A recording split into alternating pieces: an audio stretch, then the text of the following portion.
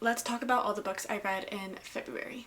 Last month I read 8 books, 4 of them were audiobooks and 4 of them were physical books, which is kind of funny that they're exactly half. I did not plan that, but it ended up working out that way. I read 1,568 pages and then I listened to a total of 43 hours and 25 minutes, which sounds crazy when you put it like that.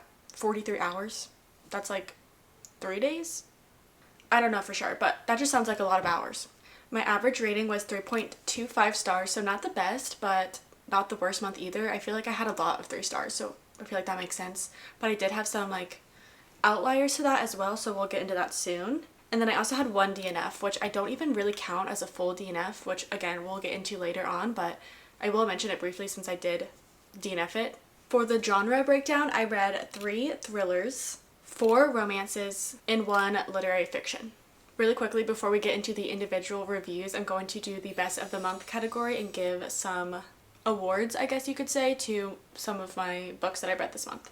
For my favorite book of the month, this one is going to Book Lovers by Emily Henry. I really enjoyed this book a lot more than I originally thought I would. I wasn't sure. I always love Emily Henry's books, but this one I've been putting off and I don't know why, because I really liked it. So that was definitely my favorite of the month.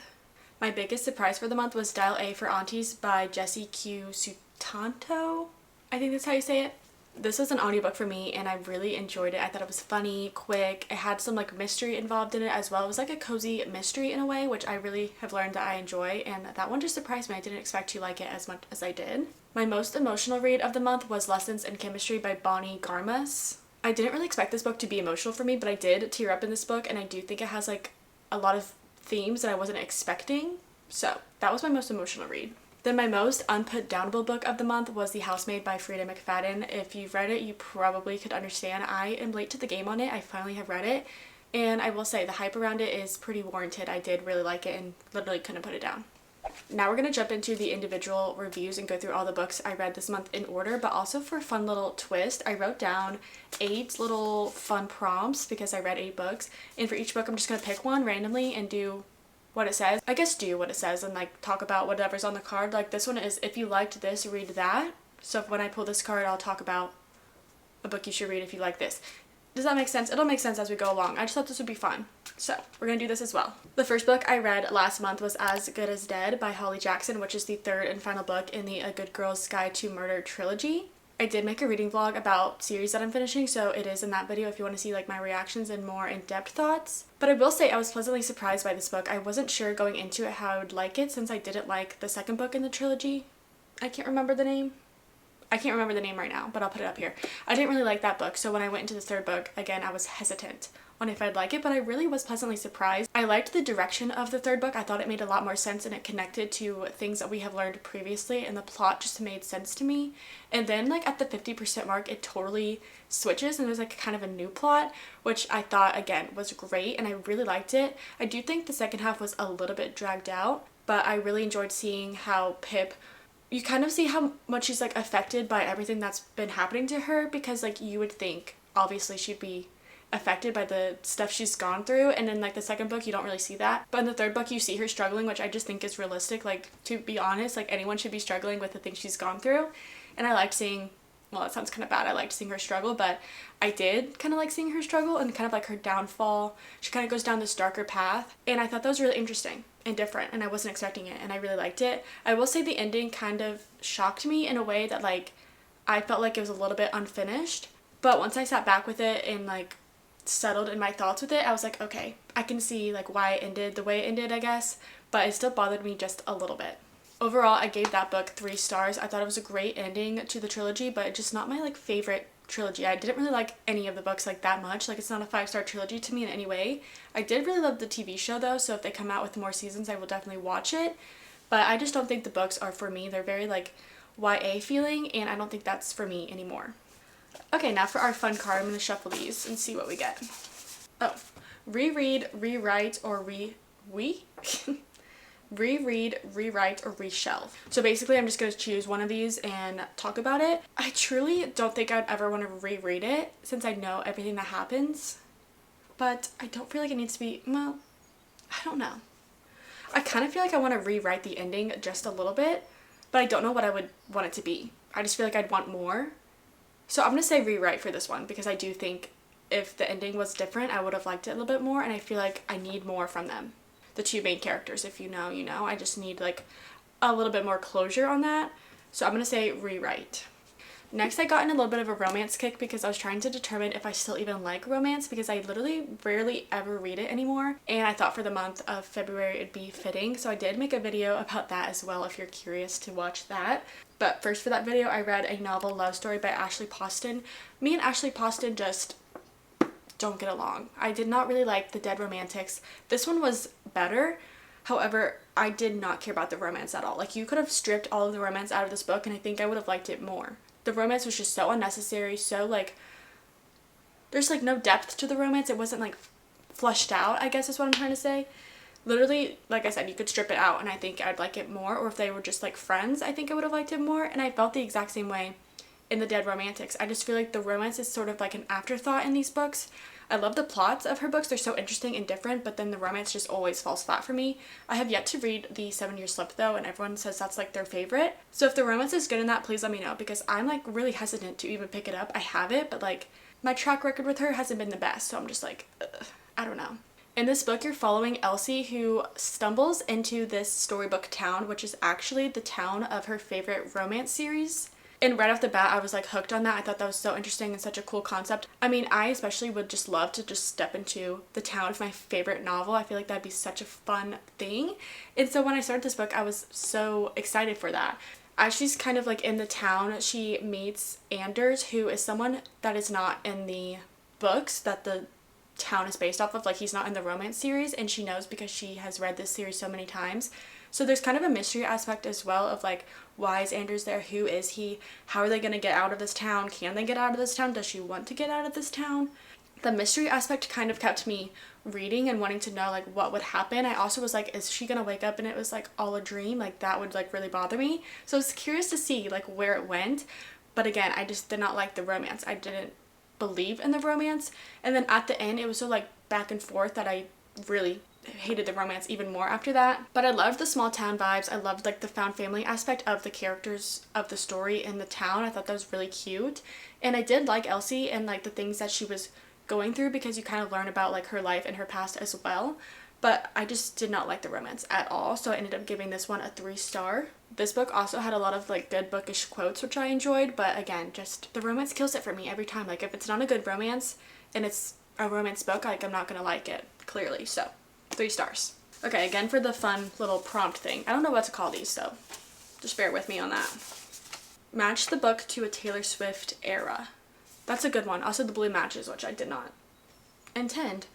I think this book matches the Tortured Poets department the most, just because of like the bookish similarities between the album and this book. I think that like makes sense. Also, like, there is some love songs in the Tortured Poet department, but I feel like not strictly just love songs. I think I Can Fix Him, No Really I Can kind of matches this book, just because I feel like the guy, main character in this book, like, he has some trauma in his past, and Elsie's like, I can fix him, like, I can help him, or they can help each other, so I feel like that matches. And also I Can Do It With a Broken Heart matches this book because Elsie has like recently gotten out of like a relationship and in a kind of traumatic way. Also, I hate it here because she's literally going to a fictional town. Like, she literally shows up in a fictional town to basically avoid her real life. So I feel like that also tracks with this. So definitely the Tortured Poets department. That was a fun prompt. I liked that for this book. I hate it here, so I will go to... Okay, I'm not going to start singing because I'm not good at it. Then also for that video, I read Book Lovers, which you saw at the beginning that I gave this book my most favorite of the month award, I guess you could say. This one I really liked. I still think about it, but it wasn't quite a 5-star for me. I don't really know why.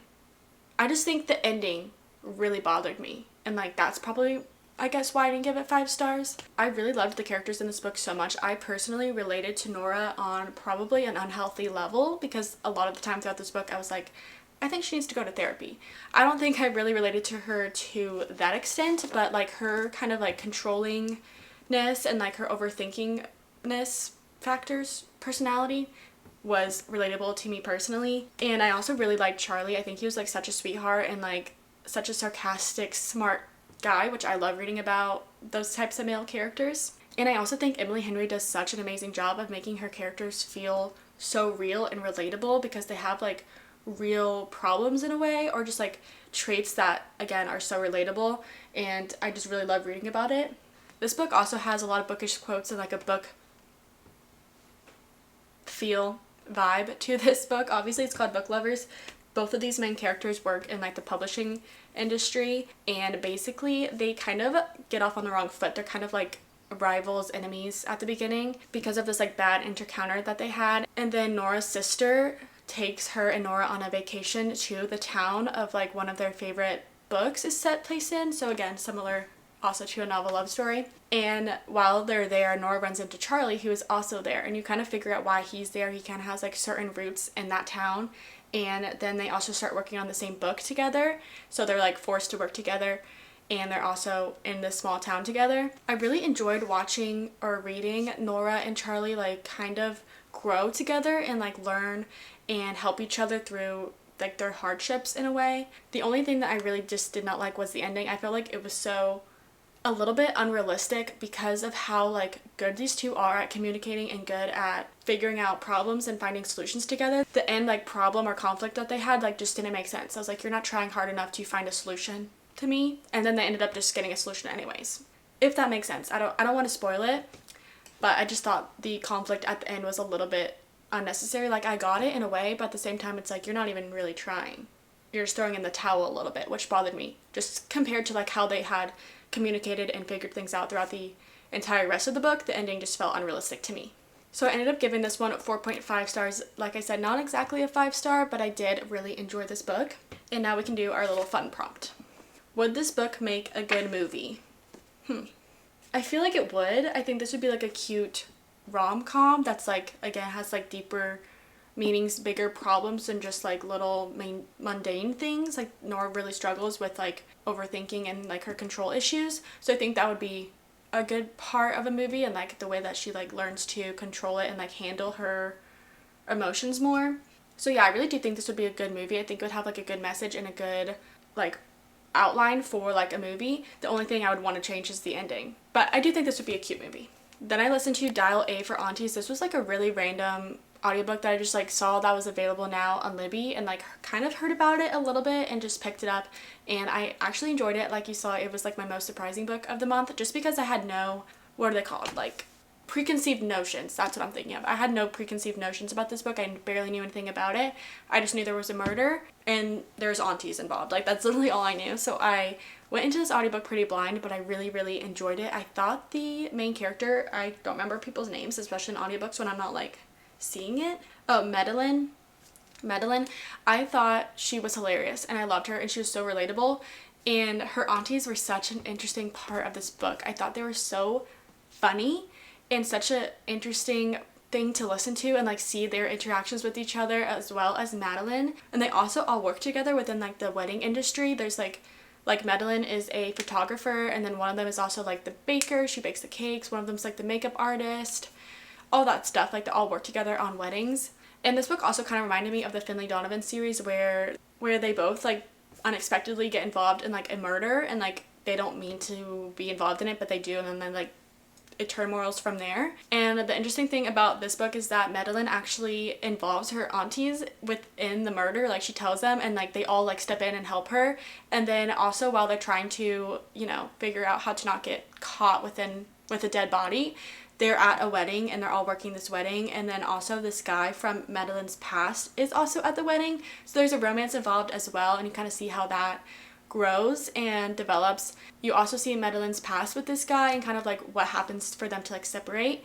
And also you're watching Madeline like become herself and like stand up for herself and know her worth and know what she wants, because she's really just not sure at the beginning of this book. She's just following what her aunties want her to do, and you watch her like really develop as a woman and discover what she wants to do. And I thought that was a really good part of this book. I also just enjoyed listening about the wedding. I thought that was really fun to listen to, and like a little bit of a mystery aspect as well. So I ended up giving this one 3 stars. I really enjoyed it, but I just don't think it was like anything like crazy amazing. Like I'm not always gonna think about it, but I did like enjoy it. It was a cute, fun, quick listen. So I do recommend that book. Okay, let's see what prompt I get. Oh, if you liked this, read that. I feel like I've already said this for this prompt, but I do think if you liked Dial A for Aunties, you should listen to the Finley Donovan series. And if you like the Finley Donovan series, you should listen to Dial A for Aunties. I feel like they're both very similar. They're both like funny, sarcastic, there's a murder, there's family vibes as well. I really love both of these books. And if you have any books that you've read that you like think matches these two books, please let me know because I really want to read more books like these. Then I listened to The Crash by Frida McFadden. This one was such a disappointment, unfortunately. I've always enjoyed all of Frida McFadden's other books, and I think they're such like quick, easy audiobooks. I usually always listen to them. This one I believe like recently came out, so I was so excited to listen to it, but unfortunately I didn't like it. I just think it was not thrilling at all, and it's like marketed as a thriller. I was not like on the edge of my seat at all. Like, it was not thrilling. There was like a mystery, but I just felt like I didn't care that much. This one is about a girl named Tegan who is actually 8 months pregnant, and there's something that kind of like transpires between her and like the baby daddy, and so she kind of escapes town to go and see her brother, and she's also like very poor and trying to support this baby. So she's going to see her brother. He's like, just come see me, I'll help you right now. So she's on the way to her brother's house in this crazy snowstorm, and then on the way she gets into an accident and crashes, and she's like kind of in the middle of nowhere. She's really scared. She can't really move, like her leg, she thinks her leg is broken, and then all of a sudden a truck pulls up and this guy gets out and he's like, I'll help you, like let me grab you and like bring you to the hospital. But he ends up bringing her to his house, and then things kind of tumble from there. Once she gets to this house, she kind of realizes it's not as safe as she thought it would be. She thought she was in safe hands, she was going to get the help she needed, but she kind of starts to realize that she's actually in danger instead. So I thought the premise of it was interesting. I will say the beginning of the book felt like a whole different story than like up until the crash, because there's like a lot of things going on with like Tegan's and the father of her unborn child. I thought that was going to be like the plot, and then the crash came in and it was like a different plot. So I will say like that was kind of confusing, but it all like comes together at the end. I will say I didn't really expect the ending that happened. I feel like Frida always gets me with her endings, but at that point I was just like, okay, I didn't really care that much. So I did enjoy reading about Tegan and like having her point of view, but I also will say that the amount of times the word tuna was mentioned really bothered me. Like, Tegan literally calls her unborn child Tuna, little Tuna, because one of her main pregnancy cravings has been tuna this whole time, so she literally just calls her baby little Tuna instead of like giving her a name. I don't know why, but seriously, tuna was mentioned probably 5,000 times throughout this book, and I don't even like tuna, so every time it was mentioned I wanted to gag.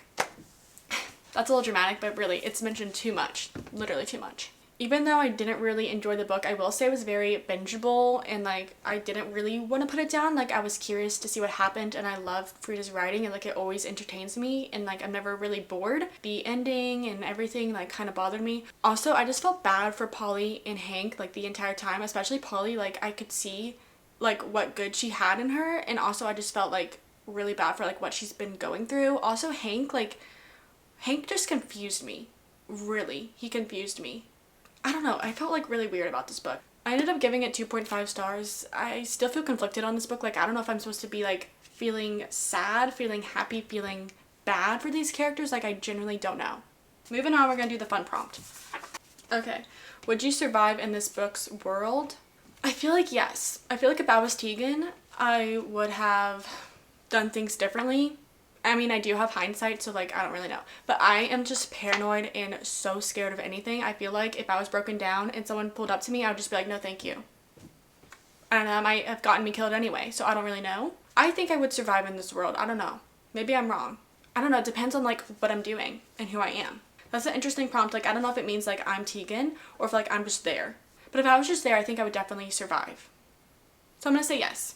Then I had my first and only DNF of the month, which was Love on the Brain by Ali Hazelwood. And to be honest, I wouldn't really count this as like a total DNF because I literally didn't even get to chapter 2. So I really like can't say like much about this book. I will preface this also by saying I was sick in bed, and I started this book thinking like it would just like be easy to read, but unfortunately it wasn't like that. It was very like science heavy, very confusing right off the bat for me, and me in like my sick cold state, I could not get through it, so I just put it down. I do think if I picked this back up again, I might feel differently about it. I don't know, but I just haven't had the urge to pick it back up ever since I stopped reading it.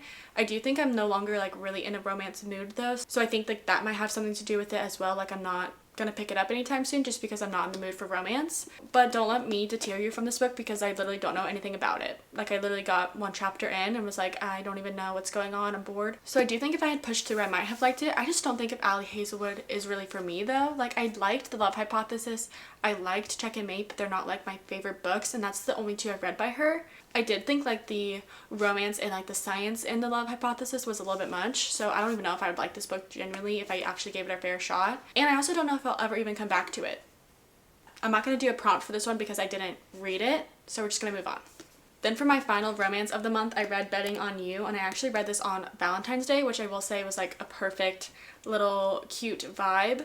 I loved Better Than the Movies and The Do-Over. I gave both of those 5 stars, and this is another YA romance by Lynn Painter, so I was like, yeah, I'm gonna love it. Probably gonna be a 5-star. Unfortunately, it wasn't at all. First of all, the main guy character in this book, Charlie in this book, reminded me a lot of Jeremiah from The Summer I Turned Pretty, if you've read that, and it was just giving me the ick. He was giving me the ick. Unfortunately, I couldn't get past it. I did not like him at the beginning of this book. He had a little bit of character growth and development, but at the same time, I just never liked him. I felt like he was honestly a bad influence on Bailey. I genuinely think he was, and I don't know if it's like supposed to be part of the story and like, yeah, you see like their character growth together because they're both like kind of dealing with divorced parents and like learning how to navigate that, so it like makes sense that they would be like acting out and being a little bit immature since they are in high school. But I just didn't like reading about them. I didn't really like Charlie at all, really. I thought like it was cute, and I did really like Bailey. I could relate to her in certain ways. Overall, I just didn't like the romance, and I feel like that was a big part of this book, so it made me not really enjoy the book as much. But basically, this one is about Bailey and Charlie who meet really unexpectedly, like in the airport on the way home from visiting their divorced parents in Alaska. That's like the first time they meet, and like they have to sit together on the plane, and they like get off on the wrong foot because Bailey's such a rule follower and Charlie's not. Then they meet like a couple more times in the span of a few years, like really random because they live in the same state. And then we go to the present time, and they actually both are working together now at this like fun jumping activity place. And Charlie's also helping Bailey with like navigating her mom like having a new boyfriend and like that aspect of divorce. Again, giving her like kind of terrible advice. And then Charlie and Bailey also have like a friend that works with them as well. And there's a whole bet involved with like how they make a bet that like their friend is going to cheat on her boyfriend. I don't know, it's kind of confusing. But I just didn't really enjoy the book. I thought it was like very immature, and I don't know, like it was cute in a way, like, and it was easy to read like all of Lynn Painter's YA books are, but I just didn't care for the characters. Also, I thought the parents were terrible. Like Bailey's parents, like her mom is painted to be like such a great mom, and like Bailey thinks so highly of her, but then like her mom does not communicate with her barely at all, and I did not like that. And also like Charlie's parents are like nowhere to be seen and like don't really care about him, and that was never really discussed either. I don't know. I ended up giving this 3.5 stars. It's not my favorite. I'll probably never reread it again, but at least the sprayed edges are cute and it'll look cute on my shelf. Change one thing about this book. To be honest, I would change many things about this book, but one thing I would change about this book is Charlie. Like, that was my biggest issue with this. I just did not really like him. I did not like how he acted, and like he kind of made Bailey act in a negative way. So I think I would change a lot about Charlie and make him like more shy and nice. I just think Charlie needs a whole rewrite, in my opinion. Next, I read a book on my Kindle, which this is like the only book I read on my Kindle last month, which is kind of crazy to me. But I picked up The Housemaid by Frida McFadden, which is on Kindle Unlimited, which is kind of why I like randomly picked it up. In this book, we're following Millie, who has recently been hired as a housekeeper slash like nanny, whatever, for this rich family, and Millie desperately needs a job because you find out that she's recently gotten out of prison, so her jobs are like kind of limited of like what she's able to apply for and like actually be accepted to. And so she gets this job as a housekeeper slash nanny, and things kind of like start happening that are kind of weird, kind of crazy, but she's like, okay, I still like need the money, I need somewhere to live. She's also like living there, so she just kind of like pushes that aside because she's like, I need the money. Nina, who is the mom and is also like in charge of like employing Millie, starts to become kind of crazy and like gaslights Millie like every single day. Millie has no idea why. Like I said, she's just staying there because she needs the money. And then you start finding out kind of like these crazy things about the family that Millie is working for. And it's crazy. I thought I knew what was happening the whole time, and like I did guess one of the plot twists, but then I also didn't at the same time. Like I guessed the main one, but there's like little ones as well that I never guessed. And I really enjoyed this book. I read it super quick. I almost give it 5 stars, but I felt like the ending wasn't exactly what I was looking for, I guess. And I know there's like a second book, and I'm very curious to see like where the story goes. I feel like it wrapped up pretty nicely.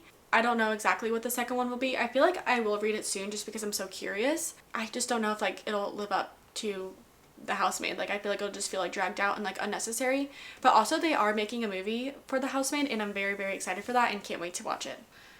Read 1-star reviews from Goodreads. Oh, I feel like this will be interesting for this book because I feel like everyone, at least that I've seen, has liked this book, and like it was very hyped up on social media. Okay, here's the first one. This is the dumbest thing I've ever read. I am pissed about the high rating. There wasn't a single thing that made even a tiny bit of sense, and it just kept getting dumber and dumber even when you didn't think it was possible. I feel like some of it like didn't make sense, but I feel like that's the point. Someone said, at least I can count this towards my reading goal. My brain is mad that I read this nonsense. This one is a door that locks from the outside only. Really such a weird read that just got worse in my opinion. A lot of these reviews are just saying that this is basically just the last Mrs. Parrish with the names changed, which I've never read that book, so I can't really say if that is similar. If you have, let me know, but a lot of these are saying that. So I feel like if I did read this book and I felt like it was very similar to another book, I would also not enjoy it. But I felt like this was pretty original to me, and I've never read anything like it. Like, I could see why that would bother other people though. Okay, those are all the 1-star reviews I'm going to read. Then the last book I read last month was Lessons in Chemistry, and I listened to this as an audiobook as well. This one very, very much surprised me. As you saw at the beginning, I said it was my most emotional read, which it was. I found myself tearing up, and I did not expect to be like tearing up over this book. I thought it was just going to be like a cute little science book, but it is a lot deeper than that, fair warning. But I did really, really enjoy it. In this one, you're following Elizabeth Zott, who is struggling to find her place in the science world of the year that it is set in. Let me figure that out. Oh, 1960s. So it's very much females are not wanted around. They're not viewed as like as intelligent. They're very much viewed as you're the housewife, you go cook and clean, and the men will be the scientist. So that's what she's dealing with as she's trying to become a scientist. And then she meets someone and falls in love and has a child, and you kind of see how that has like changed her life in such a big way. And you kind of like at the beginning of the book you see like the future or present timeline of her where she's on a cooking show, and it's like a sciencey cooking show, and then like it goes back in time to how she was like trying to be a scientist and how she fell in love, and like basically how her life ended up how it did. And I thought this book was so good, so interesting. I was never bored listening to it, which I feel like I thought I would be in this kind of book, but I wasn't. I really enjoyed listening about Elizabeth Zott's life, and like her character was so interesting. She was very much like point blank. She was very like factual. She so truly herself, and she did not care what anyone else thought, and she could not understand why like some people had certain views of her, because she's like, I'm just trying to be a scientist, like why can't I be a scientist? And I really enjoyed having her point of view. Also their dog 630, I loved the dog. Like he was one of my favorite characters, and he's a dog. So I also thought this book just had a lot of great commentary, especially for like the time period that it's in. And I just felt so many things while listening to this book. And I ended up giving this one 3 stars. And I also believe it's already turned into a show or a movie I need to see, so I really want to watch that.